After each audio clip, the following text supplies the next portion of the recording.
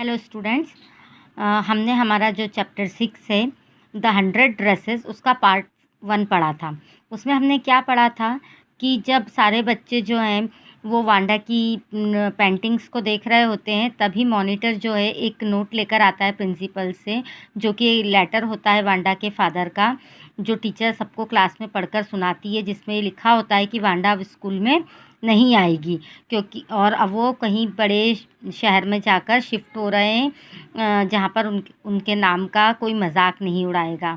ऐसा वो जो लेटर रहता है, तो जो पैगी और मैडी रहते हैं, उसमें मैडी जो है वो सोचती है कि वो उससे जाकर सॉरी बोलेगी, उससे मिलेगी और उसको बताएगी कि उसने कॉन्टेस्ट जो है ड्राइंग का वो जीत लिया है और वो बहुत स्मार्ट है और उसकी 100 ड्रेसेस भी बहुत सुंदर हैं। तो आज हम इसका पढ़ रहे हैं सेकंड पार्ट, ठीक है। When school was dismissed in the afternoon, Peggy said with pretended casualness, "Hey, let's go and see if the kid has left town or not." तो जो दोपहर को जब स्कूल ख़त्म हो जाता है, जब स्कूल ख़त्म हो गया, तब जो पैगी है वो दिखावटी तरीके से बोलती है कि चलो चलकर देखते हैं कि बच्चे गए हैं कि नहीं शहर से, टाउन से, मतलब कि जो वांडा की फैमिली है अभी भी है या चली गई है। ऐसा जो है वो पैगी बोलती है। So Peggy had the same idea. Maddy glowed, Peg was really all right. तो जो पैगी के मन में जो भी चल रहा था वही मैडी के मन में भी चल रहा था। वह सुनकर मैडी जो है वो खुश हो जाती है और सोचती है कि पैगी सही है। The two girls hurried out of the building up the street towards Boggins Heights, the part of town that wore such a forbidding air on this kind of a November afternoon, drizzly, damp and dismal. वे दोनों जो लड़कियां थी जल्दी जल्दी building से जो है वो बाहर आती हैं और बॉगिन्स हाइट की ओर सड़क तक आ जाती हैं। वो शहर का वो हिस्सा है जहां फॉरबिडिंग एयर मतलब कि अनप्लीजेंट एयर हवा थी। जो नवंबर की दोपहर का समय था, हल्की हल्की बारिश हो रही थी और वातावरण थोड़ा भीगा भीगा और निराशाजनक था। Well, at least, said Peggy gruffly, I never did call her a foreigner or make fun of her name. I never thought she had the sense to know we were making fun of her anyway. I thought she was too dumb. And gee, look how she can draw. तो अब यहाँ पर जो पैगी है वो बोलती है, ठीक है, मैंने कभी भी अनफ्रेंडली वे में मतलब जो हमारा वर्ड है ग्रफली, उसका मतलब होता है अनफ्रेंडली वे में। अनफ्रेंडली वे में मैंने उसे कभी विदेशी नहीं कहा और ना ही उसका मजाक बनाया और ना ही कोई नाम रखा। और मैंने कभी नहीं सोचा कि उसमें इतना सेंस, इतनी बुद्धि है कि वह यह समझ पाए कि हम उसका मजाक उड़ा रहे हैं। मेरे हिसाब से तो वह बेवकूफ़ मूर्ख लड़की थी। और आश्चर्य से कहती है, देखो वह कितना अच्छा ड्रॉ करती थी, मतलब करती है। ऐसा वो जो पैगी है वो बोलती है।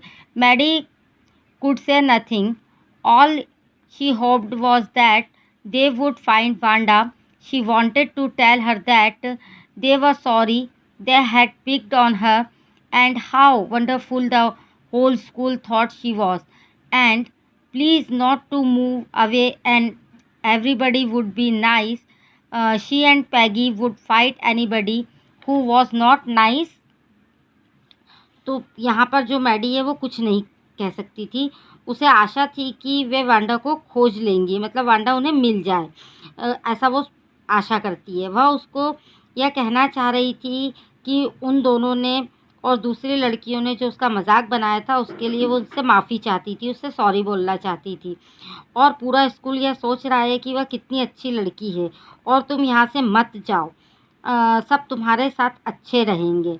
मैडी और पैगी उस व्यक्ति से लड़ेंगे जो उनके साथ अच्छा बिहेव नहीं करेंगे, उसके साथ अच्छे से नहीं रहेंगे। ऐसा सब मैडी जो है वो सोचती है कि वो ऐसा बोलेगी वांडा को कि वो उसको माफ़ कर दे, जो भी मजाक उसने पैगी ने और दूसरी लड़कियों ने उसका उड़ाया है इसके लिए। और वो ये भी बताएगी कि वो कितनी अच्छी लड़की है, स्कूल में सब लोग उसको बहुत अच्छा समझते हैं, सब उसके साथ अच्छे से रहेंगे, और अगर कोई नहीं रहेगा तो जो मैडी है और पैगी है वो दोनों उससे लड़ाई कर लेंगे। The two girls hurried on. They hoped to get to the top of the hill before dark. वे दोनों लड़कियां जल्दी में थीं और आशा कर रही थीं कि अंधेरा होने से पहले वे पहाड़ के ऊपर पहुंच जाएं। I think that's where the Petronskis live, said Maddie, pointing a little white house, whips of old grass stuck up here and there along the pathway like thin kittens. The house and its sparse little yard looked shabby but clean. It reminded Maddie of Vanda's one dress, her faded blue cotton dress, shabby but clean. अब जो Maddie है वो बोलती है कि वो देखो, पेट्रॉन्स्की वहीं रहते हैं। एक छोटे सफ़ेद सा जो मकान रहता है उसकी तरफ इशारा करते हुए वो कहती है, जो रास्ता था टेढ़ा मेढ़ा, रास्ते में जो घास उग रही थी वो पतली पतली पतले पतले से रास्ते में जो घास उग रही थी, वहाँ पर ऐसा लग रहा था जैसे कि बिल्ली के बच्चे हों। उसका जो घर का आंगन था, जो यार्ड था, वो थोड़ा शैबी परंतु साफ़ था। मीन्स उसकी छोटी छोटी दीवारें जर्जर लेकिन साफ दिखती थी। इन सब ने मैडी को वांडा की एक ड्रेस की याद दिला दी। उसकी फीकी नीली ड्रेस, जर्जर लेकिन साफ, मतलब वो थोड़े उसके फटे पुराने कपड़े थे क्योंकि वो बहुत गरीब थी, तो उसको याद दिला देती है। उसके घर की दीवारों को देखकर उसको याद आता है। There was not a sign of life about the house. Peggy knocked firmly on the door, but there was no answer. She and Maddie went around to the backyard and knocked there. Still there was no answer. उस घर को देखने से लगता था वहाँ कोई नहीं रहता है, मतलब वहाँ जीवन का कोई संकेत नहीं था। पैगी ने दरवाज़ा खटखटाया लेकिन वहाँ से कोई भी जवाब नहीं आया। फिर वो और मैडी जो है वापस यार्ड में चली गई, मतलब घर के पीछे की साइड चली गई, और वहाँ उन्होंने दरवाज़ा खटखटाया, फिर भी कोई जवाब नहीं था। मतलब उन्होंने दरवाज़ा खटखटाया उसके वांडा के घर का, लेकिन उसमें से कोई भी आंसर उसको नहीं मिला। क्यों नहीं मिला? क्योंकि वो लोग तो वहाँ से जा चुके थे। There was no doubt about it. The Petronskis were gone. How could they ever make amends? अब यहाँ पर क्या हो रहा है, इस बारे में कोई भी संदेह नहीं था कि जो पेट्रॉन्स्की थे वो जा चुके थे। वे सोचती हैं कि जो उन्होंने किया है कैसे उसका पश्चाताप करें। अब जब वो लोग हैं नहीं तो वो सॉरी भी किसको बोलें, और जो भी उन्होंने किया है उसका पश्चाताप वो कैसे करें। They turned slowly and made their way back down the hill. वे मुड़ती हैं और धीरे धीरे नीचे उतरने लगती हैं हिल से, मतलब वापस जाने के लिए। Well, anyway, said Peggy, she is gone now, so what can we do? Besides, when I was asking her about all her dresses, she probably was getting good ideas for her drawings. She might not even have won the contest otherwise. अब यहाँ पर जो पैगी है वो क्या बोलती है, वो बोलती है, पैगी कहती है कि अब जब वो जा चुकी है तो अब हम क्या कर सकते हैं।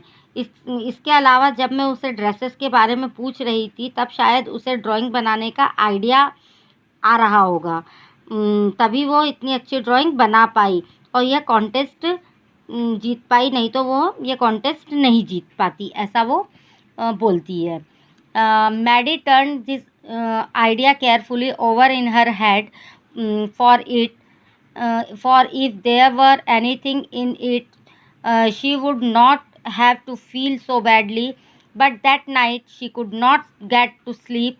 She thought about Wanda and her faded blue dress and the little house she had lived in, and she thought of the glowing pictures those 100 dresses made all lined up in the classroom. At last Maddie sat up in bed and pressed her forehead tight in her hands and really thought. This was the hardest thinking she had ever done. After a long, she reached an important conclusion.